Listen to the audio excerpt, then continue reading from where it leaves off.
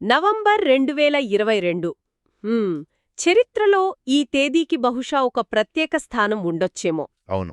ఎందుకంటే అప్పుడే చాట్‌జీపీటీ అనే ఒక సాధనం అంటే ప్రజల ముందుకొచ్చింది.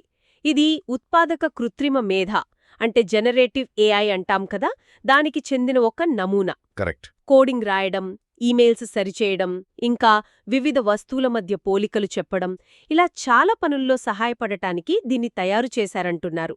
ఇది కేవలం టెక్నాలజీ విడుదల కాదనుకుంటా. బహుశా ఒక కొత్త శకానికి ఇది నాంది ఏమో. మీరు చెప్పింది నిజమే. మనం ఈరోజు చర్చించబోయే ఆధారం కూడా మైసెట్ సిరీస్లోనిది. అదే అంటోంది, the dawn of generative AI, a transformative moment in history అని. ఈ మార్పు ఎంత వేగంగా ఉందంటే ఆ రచయితే స్వయంగా ఒక మాట అన్నారు. అదేంటంటే, నేను చెప్పే ప్రతి విషయం మారొచ్చు, కొన్నిసార్లు పూర్తిగా వ్యతిరేకంగా కూడా మారొచ్చు, ఒక్క విషయం తప్ప. ఓ, అంటే దీన్ని బట్టి చూస్తే ఈ రంగంలో ఇక ఇదే ఫైనల్ అని చెప్పడానికి లేదనమాట. మనం కూడా ఎప్పటికప్పుడు మన ఆలోచనలను మార్చుకుంటూ ఉండాలి అని అర్థం. ఆ వ్యాఖ్య చాలా ఆసక్తికరంగా ఉంది. అంటే మనం ఈరోజు చెప్పుకునేవి కూడా రేపు మారిపోవచ్చన్నమాట.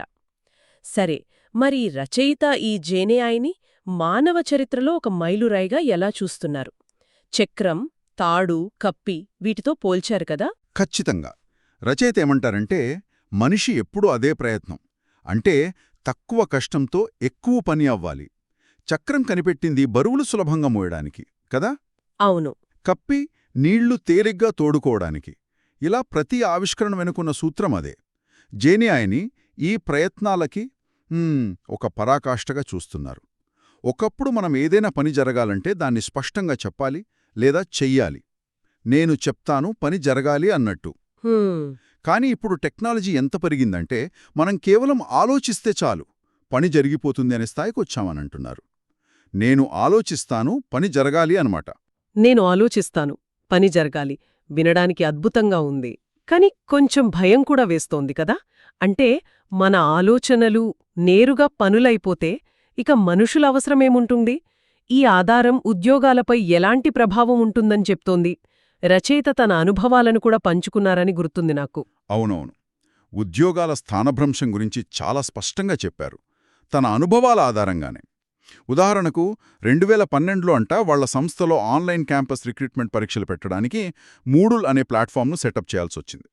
ఓ, మూడిల్ అప్పట్లో చాలా పాపులర్. అవును.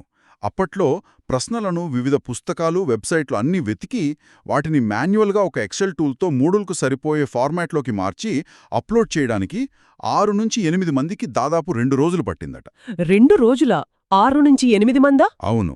అంటే మొత్తం మీద 50 గంటలకు పైగా సమయం, శ్రమ పట్టింది కేవలం ప్రశ్నలు అప్లోడ్ చేయడానికి. అమ్మో, 50 గంటల పని కేవలం ప్రశ్నలు అప్లోడ్ చేయడానికేనా? ఇప్పటితో పోలిస్తే చాలా ఎక్కువ సమయమది. మరి ఇప్పుడు జెన్ఏఐతో పోలిస్తే ఎలా ఉంది? అదే రచయితను ఆశ్చర్యపరిచింది. సరిగ్గా అలాంటి పనే.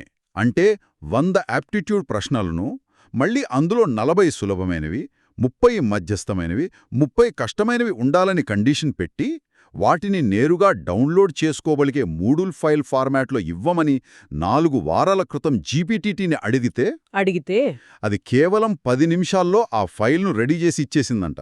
10 నిమిషాల్లోనేనా? నమ్మశక్యంగా లేదు. అంటే 13 ఏళ్లలో 50 గంటల పని కేవలం 10 నిమిషాలకొచ్చేసిందన్నమాట. అవును. ఇది కేవలం సమయం ఆదా అవడం కాదు, ఆ 50 గంటలు చేసే పనిలో ఉన్న ఆ బోరింగ్, రిపిటిటివ్ భాగం మొత్తం పోయినట్టే కదా. మరి ఆ పనిచేసే ఉద్యోగుల పరిస్థితేంటి? ఈ మార్పు ఎంత వేగంగా వస్తుందో ఊహించడానికే కష్టంగా ఉంది. రచయిత ఇంకేవైనా ఉదాహరణలిచ్చారా? ఇచ్చారు. తను గతంలో అధికారిక లేఖలు సులభంగా జనరేట్ చేయడానికి ఒక ఎక్సెల్ టూల్ చేసుకున్నారట. ఓ, అందులో ఉద్యోగుల వివరాలు, అడ్రస్సులు అవి ఉంటే ఆటోమేటిక్గా కావాల్సిన ఫార్మాట్లో లెటర్ వచ్చేసేది. ఇప్పుడు ఆ పనిని కూడా చాట్ జీపీటీ లాంటివి ఇంకా ఈజీగా, ఇంకా బాగా చేయగలవని, పైగా అవే టూల్స్ ఒక డేటాబేస్గా, రిపోర్టింగ్ టూల్గా కూడా పనిచేస్తాయంటున్నారు. అంటే మనం ప్రత్యేకంగా కష్టపడి చేసుకున్న టూల్స్ అవసరం కూడా పోతోందనమాట. అవును, దాదాపుగా. అంటే ఇది కేవలం ఇలాంటి చిన్న చిన్న పనులకే పరిమితమా, లేక రచయిత రిక్రూట్మెంట్ బృందాల గురించి కూడా అన్నారని గుర్తుంది. అవును, ఆయన అంచనా ఇంకాస్త తీవ్రంగానే ఉంది. మొత్తం రిక్రూట్మెంట్ బృందాన్ని కూడా రీప్లేస్ చేసే రోజులు ఎంతో దూరంలో లేవని ఆయన గట్టిగా నమ్ముతున్నారు. మొత్తం బృందాన్నేనా? అవును. అభ్యర్థుల స్క్రీనింగ్ దగ్గరుంచి ఇంటర్వ్యూలు షెడ్యూల్ చేయడం, మొదటి రౌండ్ ప్రశ్నలు అడగడం, ఇలా చాలా పనులను ఏఐ చేయగలదని, బహుశా ఫైనల్ డెసిషన్ తీసుకునే ఒకరిద్దరు తప్ప మిగిలిన వాళ్ళ అవసరం ఉండకపోవచ్చని ఆయన అభిప్రాయం. వినడానికి కొంచెం కఠినంగా అనిపించొచ్చు కానీ టెక్నాలజీ సామర్థ్యం ఆ దిశగానే వెళ్తోంది. రిక్రూట్మెంట్ టీమే అవసరం లేకపోవడం ఇది నిజంగా పెద్ద మార్పు. సరే, ఇంటర్ఫేస్ల విషయంలో కూడా ఇలాంటి భారీ మార్పే రాబోతుందని రచయిత అంటున్నట్లున్నారు. అంటే మనం కంప్యూటర్లు, ఫోన్లతో మాట్లాడే విధానం మారిపోతుందా? ఖచ్చితంగా. మనం ఎప్పుడూ ఎక్కువగా వాడుతున్నదేంటి? గ్రాఫికల్ యూజర్ ఇంటర్ఫేస్ కదా, GUI అంటాం. అంటే తెరపై ఐకాన్లు, బటన్లు, మెనూలు, వీటితో పనిచేయడం. అవును. అయితే రాబోయే ఒక 5 సంవత్సరాలలో ఇది క్రమంగా తగ్గిపోయి దాని స్థానంలో వాయిస్ యూజర్ ఇంటర్ఫేస్ VUI వస్తుందంటున్నారు. అంటే మనం డైరెక్ట్గా వాయిస్తో ఆదేశాలిచ్చి పనులు చేయించుకోవడం అన్నమాట. అదే స్టాండర్డ్ అవుతుందని రచయిత అంచనా. GUI బదులు VUI వస్తుందా? అంటే మౌస్, కీబోర్డ్ వాడకం తగ్గిపోతుందా? ఎలా సాధ్యమిది? రచయిత 30 years క్రితం CUI గురించేదో అన్నట్టున్నారు. అవును, సుమారు 30 ఏళ్ల క్రితం కమాండ్ లైన్ లేదా క్యారెక్టర్ యూజర్ ఇంటర్ఫేస్ CUI ఉండేది. అంటే ప్రతి దానికి కమాండ్స్ టైప్ చేయాలి. అవును, DOS లాంటివి. సరిగ్గా అదే. GUI వచ్చాక అది దాదాపు కనుమరుగైపోయింది. అలాగే GUI కూడా VUI దెబ్బకు పోతుందని రచయిత వాదన. దీని వెనుక ఒక లాజిక్ కూడా ఉంది. ఉదాహరణకు, ఒక కస్టమర్ కేర్ ఏజెంట్ కస్టమర్తో ఫోన్లో మాట్లాడారనుకుందాం. ఆ కాల్ రికార్డ్ అవుతుంది కదా. అవుతుంది. ఆ రికార్డింగ్లో మొత్తం సమాచారం ఉంటుంది. కస్టమర్ సమస్య ఏంటి, ఏమడిగారు, ఏజెంట్ ఏం చెప్పారు అన్నీ ఉంటాయి. అలాంటప్పుడు ఆ ఏజెంట్ మళ్ళీ ఆ వివరాలన్నింటినీ కంప్యూటర్లో ఒక ఫామ్లో మాన్యువల్గా ఎంటర్ చేయాల్సిన అవసరమేముంది? నిజమే కదా. రికార్డింగ్లోనే అంతా ఉన్నప్పుడు మళ్ళీ టైప్ చేయడం దేనికి? Time waste. అదే రచయిత పాయింట్.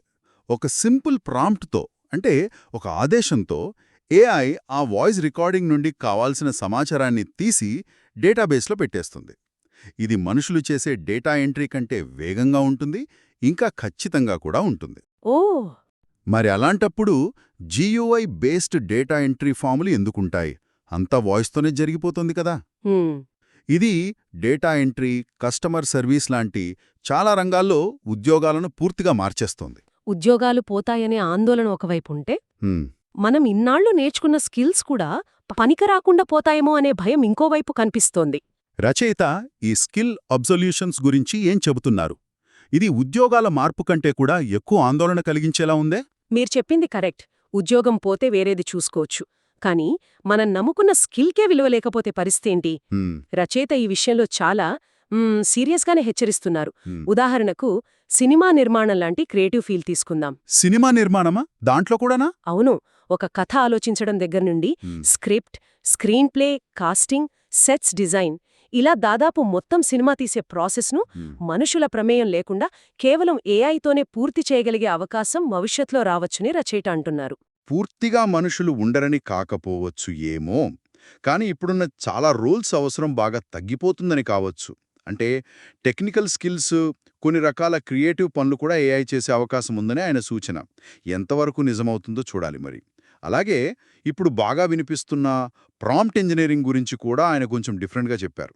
అవునవును. ఇప్పుడు ఎక్కడ చూసినా అదే మాట. ప్రాంప్ట్ ఇంజనీరింగ్ నేర్చుకోవాలి, అదే ఫ్యూచర్ అంటున్నారు. కానీ రచయిత దీన్ని కూడా టెంపరరీ అంటున్నారా? సరిగ్గా అదే. 2000ల మొదట్లో గూగుల్ లాంటి సెర్చ్ ఇంజిన్లలో కరెక్ట్ రిజల్ట్స్ రావాలంటే ఖచ్చితమైన కీవర్డ్స్తో వెతకడం, అంటే సెర్చ్ స్ట్రింగ్స్ బిల్డ్ చేయడం, అదొక పెద్ద స్కిల్గా చూసేవారట. నిజమే. బూలియన్ ఆపరేటర్స్ వాడటం అదంతా ఉండేది. అవును, కానీ మెల్లగా సెర్చ్ ఇంజిన్లు తెలివిగా మారాయి. ఇప్పుడు మనం మామూలుగా అడిగినా మంచి రిజల్ట్స్ వస్తున్నాయి. ఆనాటి ఆ సెర్చ్ స్ట్రింగ్ స్కిల్ ఇప్పుడు దాదాపు అవసరం లేదు కదా. లేదు, నిజమే. అలాగే AI సిస్టమ్స్ కూడా మన సహజ భాషను ఇంకా బాగా అర్థం చేసుకునే స్థాయికి వెళ్ళినప్పుడు వాటికి ప్రత్యేకంగా ప్రాంప్ట్స్ రాయడం అనే స్కిల్ కూడా విలువ కోల్పోతుందని రచయిత గట్టి నమ్మకం. ఇది చాలా ఇంట్రెస్టింగ్ పాయింట్. అంటే టెక్నాలజీ ఈజీ అయ్యే కొద్దీ దాన్ని వాడటానికి కావలసిన స్పెషల్ స్కిల్స్ కూడా తగ్గిపోతాయి అన్నమాట. రచయిత ఇంకా ఏ ఏ స్కిల్స్ విలువ కోల్పోతాయని చెబుతున్నారు? ఆ లిస్ట్ చాలా పెద్దదిగా అనిపించింది నాకు. అవును, ఆ లిస్టు చూస్తే కొంచెం కంగారుగానే ఉంటుంది. డ్రైవింగ్, డ్రైవర్లెస్ కార్లొస్తే డ్రైవర్ స్కిల్ ఎందుకు? సంప్రదాయ నిర్మాణ పనులు అంటే మేస్త్రీ పని, ఎలక్ట్రికల్, ప్లంబింగ్ లాంటివి 3D ప్రింటింగ్ టెక్నాలజీ వల్ల మారొచ్చు అంటున్నారు. కంప్యూటర్ కోడింగ్ కోడింగ్ కూడానా? ప్రస్తుతం భలే డిమాండ్ ఉంది కదా దానికి. ఏఐ దాన్ని కూడా రీప్లేస్ చేస్తుందని ఎందుకనుకుంటున్నారు?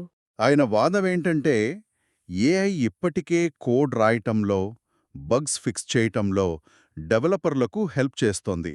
భవిష్యత్తులో మనం జస్ట్ ఏం కావాలో చెప్తే చాలు, ఏఐనే మొత్తం యాప్ డెవలప్ చేసే స్టేజ్కి రావొచ్చు. అప్పుడు ఇప్పుడున్న కోడింగ్ స్కిల్స్ కన్నా ప్రాబ్లంని సరిగ్గా చెప్పటం, ఏఐకి కరెక్ట్ ఇన్పుట్స్ ఇవ్వడం లాంటివి ముఖ్యం కావచ్చు. ఓకే. ఇంకా బేరసారాలాడే నైపుణ్యాలు. ఆన్లైన్ షాపింగ్లో అంత ట్రాన్స్పరెంట్గా ఉంటే బేరమెందుకు? చివరికి మనుషులతో కలిసిమెలిసి ఉండే సోషల్ స్కిల్స్ కూడా సోషల్ మీడియా, వర్చువల్ ఇంటరాక్షన్స్ వల్ల విలువ కోల్పోతాయని రచయిత హెచ్చరిస్తున్నారు. ఇవి కొన్ని ఉదాహరణలేనట. లిస్ట్ ఇంకా పెద్దదని కూడా చెప్పారు. సోషల్ స్కిల్స్ కూడానా? అమ్మో! ఈ మార్పుల వేగానికి ఇంకో కారణం కూడా ఉందని చెప్పారు కదా, క్వాంటమ్ కంప్యూటింగ్. గూగుల్ యొక్క విల్లో చిప్ గురించి. అసలు ఈ క్వాంటమ్ కంప్యూటింగ్ ఈ మార్పుల్ని ఇంకా స్పీడప్ చేస్తుందా? దాని పవర్ ఏ రేంజ్లో ఉంటుంది? వాటికంటే కొన్ని రకాల లెక్కల్లో ఈ విలో చిప్ కొన్ని మిలియన్ రెట్లు వేగంగా పనిచేస్తుందని అంచనా. రచయిత ఒక పోలిక చెప్పారు. ఒక మామూలు కంప్యూటర్కు ఒక పర్టిక్యులర్ లెక్క చేయడానికి 10 సెప్టిలియన్ సంవత్సరాలు పడుతుందనుకుంటే 10 సెప్టిలియన్ సంవత్సరాలా? అదెంత పెద్ద నంబర్! అంటే 10 తర్వాత 24 సున్నాలు. అదే పనిని ఈ క్వాంటమ్ చిప్ కేవలం 5 నిమిషాల కంటే తక్కువ టైంలో పూర్తి చేయగలదట. 5 నిమిషాల్లోనా? నమ్మలేకపోతున్నాను. అసలు ఒక సెప్టిలియన్ లెక్క పెట్టడానికే సెకెనుకు 1 చొప్పున లెక్కపెట్టినా 31 ట్రిలియన్ సంవత్సరాలు పడుతుందని రచయిత ఫన్ ఫ్యాక్ట్ చెప్పారు. అంటే మన యూనివర్స్ వయసు సుమారు 13.8 బిలియన్ ఏళ్లు కంటే దాదాపు 2000 రెట్లు ఎక్కువ టైం. అవును. ఇంత అపారమైన కంప్యూటింగ్ పవర్ వస్తే ఇక ఏఐ మోడల్స్ ట్రైనింగ్కి, కాంప్లెక్స్ ప్రాబ్లమ్స్ సాల్వింగ్కి పట్టే టైము విపరీతంగా తగ్గిపోతుంది. ఇది ఏఐ డెవలప్మెంట్ను ఇంకా ఇంకా వేగవంతం చేస్తుంది కదా? ఖచ్చితంగా. ఏఐ రీసెర్చ్, కొత్త మందులు కనిపెట్టడం, వాతావరణ మార్పుల మోడలింగ్, ఫైనాన్షియల్ మార్కెట్ ఎనాలిసిస్, ఇలా ఎన్నో రంగాల్లో విప్లవాత్మక మార్పులు తీసుకురాగలదు క్వాంటమ్ కంప్యూటింగ్. అయితే ఈ టెక్నాలజీ, ఆటోమేషన్ ఎంత స్పీడ్గా వెళ్తున్నప్పుడు రచయిత ఒక ముఖ్యమైన మానవీయ కోణం గురించి ఆందోళన చెందుతున్నారు.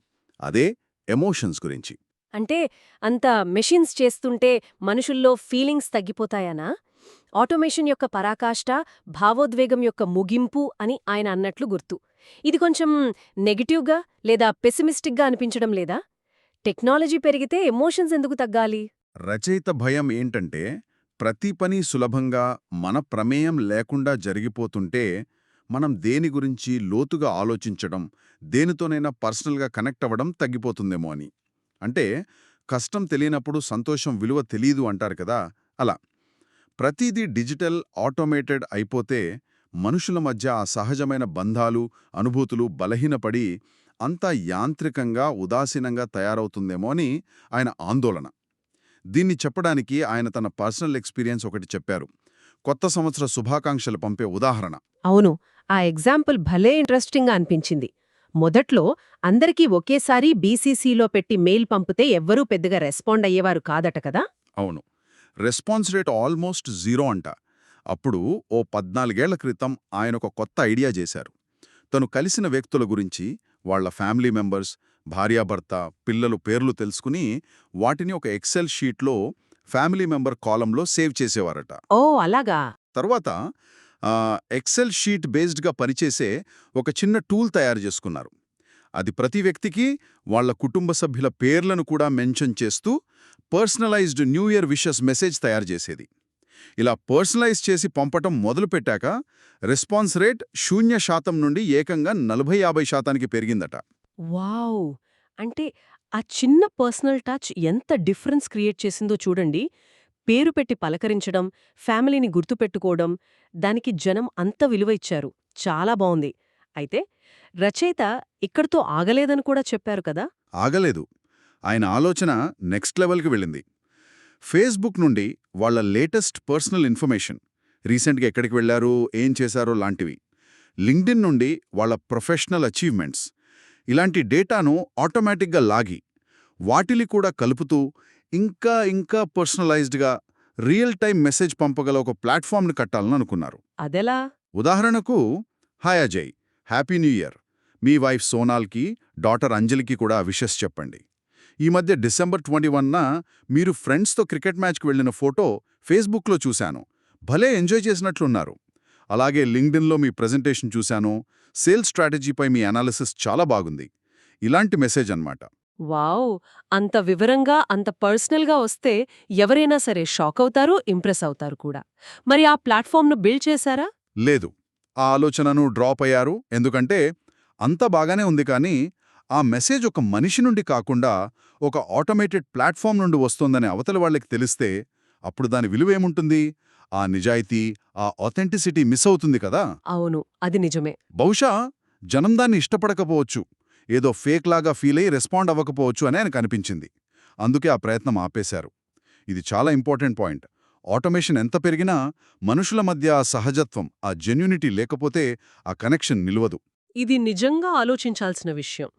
టెక్నాలజీతో మనం సూపర్ పర్సనలైజ్ చేయగలం, కానీ ఆ పర్సనలైజేషన్ వెనుక నిజమైన మనిషి, నిజమైన ఫీలింగ్ లేకపోతే అది వర్కౌట్ అవ్వదు. మరి ఈ సిచ్యువేషన్లో అంతా ఆటోమేట్ అయిపోతున్నప్పుడు, స్కిల్స్ పనికిరాకుండా పోతున్నప్పుడు మనం ఏం చేయాలి? ఫ్యూచర్లో మన రోల్ ఏంటి? దీనిపై రచయిత ఏమైనా డైరెక్షన్స్ ఇచ్చారా? ఇచ్చారు. మెయిన్గా 2 డైరెక్షన్స్లో ఆలోచించాలంటున్నారు. ఒకటి, ఏఐ బేస్డ్ డొమైన్స్ డెవలప్ చేయడం. అంటే ఏదైనా ఒక బిజినెస్ సెక్టర్ని తీసుకుని అక్కడ ఇప్పుడు మనుషులు చేస్తున్న పనులను ఏఐతో రీప్లేస్ చేసి ఆపరేషనల్ కాస్ట్స్ తగ్గించడం మీద ఫోకస్ పెట్టడం. ఉదాహరణకు పూర్తిగా ఏఐతో నడిచే sales agents, AI customer service agents, లేదా వేరే వర్చువల్ అసిస్టెంట్స్ను తయారు చేయడం లాంటివి. ఓకే, అంటే ఏఐని యూజ్ చేసి బిజినెస్లను ఇంకా ఎఫిషియెంట్గా రన్ చేయడం. ఇది ప్రాఫిట్ మోటివ్తో చేసేది. మరి రెండో డైరెక్షన్ ఏంటి? రెండోది, సస్టైనబుల్ డెవలప్మెంట్ కోసం, రిసోర్స్ ఆప్టిమైజేషన్ కోసం. అంటే వనరులని సరిగ్గా వాడుకోవడం కోసం ఏఐని ఉపయోగించే ప్రాజెక్టులు చేయడం. ఇది కేవలం లాభం కోసమే కాదు, సమాజానికి ఉపయోగపడేలా. దీనిక్కూడా ఆయన 2 మంచి ఎగ్జాంపుల్స్ ఇచ్చారు. ఒకటి, అగ్రికల్చర్లో ఏఐ బేస్డ్ ఇరిగేషన్ సిస్టమ్. అగ్రికల్చర్లో ఇరిగేషన్కి ఏఐ ఎలా హెల్ప్ చేస్తుంది? ఇప్పుడు సెన్సార్లు వాడి సాయిల్ మాయిశ్చర్ బట్టి వాటర్ ఇచ్చేవి ఉన్నాయి కదా. ఉన్నాయి, కానీ రచయిత చెప్పేది ఇంకా అడ్వాన్స్డ్ మెథడ్. కేవలం నేల తేమ బట్టి కాదు, అసలు ఆ మొక్కకు నీరు అవసరమా లేదా అని తెలుసుకుని, అవసరమైన మొక్కకు అవసరమంటే నీరివ్వడం. అదెలా? ఎలాగంటే పొలంలో ఒక సింపుల్ సెక్యూరిటీ కెమెరా పెట్టి అది రెగ్యులర్గా మొక్కల ఆకుల ఫోటోలు తీసి ఒక ఏఐ ఇంజిన్కు పంపుతుంది. ఆ ఏఐ ఇంజిన్ ఆ ఫోటోలను అనలైజ్ చేసి ఏ మొక్కలు వాడిపోయి కనిపిస్తున్నాయో, వేటికి నీళ్లు కావాలో గుర్తిస్తుంది. ఓ, ఆ ఇన్ఫర్మేషన్ బేస్ చేసుకుని కేవలం ఆ పర్టిక్యులర్ మొక్కలకే వాటి రూట్స్ దగ్గరికి నీళ్లు వెళ్లేలా డ్రిప్ ఇరిగేషన్ లాంటి సిస్టమ్ని ఆపరేట్ చేస్తుంది. అద్భుతం. అంటే అనవసరంగా ఒక్క డ్రాప్ వాటర్ కూడా వేస్ట్ కాదు. ఇది వాటర్ స్కేర్సిటీ ఉన్న చోట్ల, ముఖ్యంగా ఇండియా లాంటి దేశాలకు చాలా ఉపయోగపడుతుంది కదా. రెండో ఎగ్జాంపుల్ ఏంటి? రెండోది, AI based emergency response app. ఏదైనా యాక్సిడెంట్ జరిగినప్పుడు లేదా ఫైర్ యాక్సిడెంట్ లాంటి ఎమర్జెన్సీ సిచ్యువేషన్ వచ్చినప్పుడు ఎవరైనా సరే తమ ఫోన్తో ఆ సిచ్యువేషన్ని ఒక ఫోటో తీసి ఈ యాప్ ద్వారా ఏఐ ఇంజిన్కు పంపగలగాలి. ఫోటో పంపితే ఏఐ ఏం చేస్తుంది? ఆ ఏఐ ఇంజిన్ ఆ ఫోటోను అనలైజ్ చేసి ఆ సిచ్యువేషన్ ఎంత సీరియసో అంచనా వేస్తుంది.